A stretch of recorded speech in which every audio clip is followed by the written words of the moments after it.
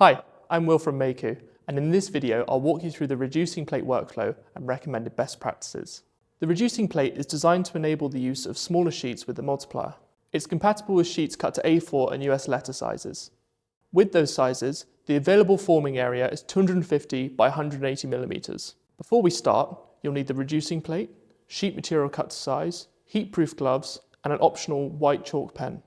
Before using the reducing plate for the first time, we need to prepare the multiplier. We recommend using the provided white chalk pen to mark out the forming area on the bed of the multiplier.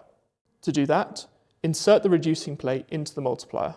Be sure to align the long edge of the reducing plate with the front edge of the multiplier.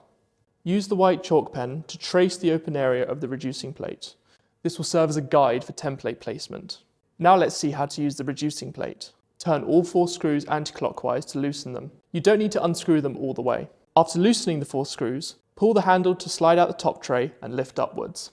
It should slide out easily in one direction. If it is a bit tight, loosen the screws a little bit more. Place the top plate to the side.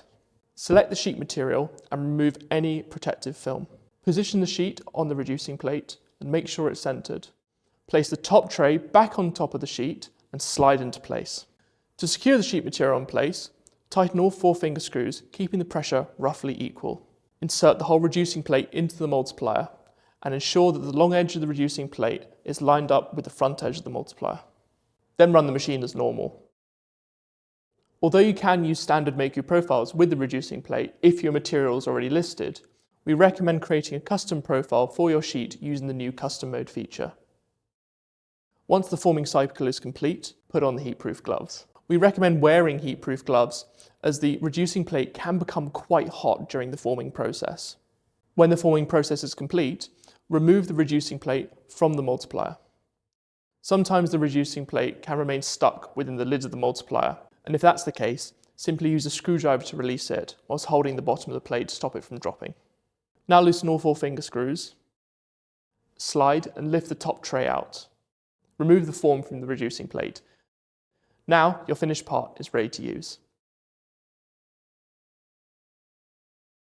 The reducing plate is a valuable accessory to streamline the pressure forming process. To learn more about our pressure forming products and accessories, check out the links in the description and visit mayku.me for more information.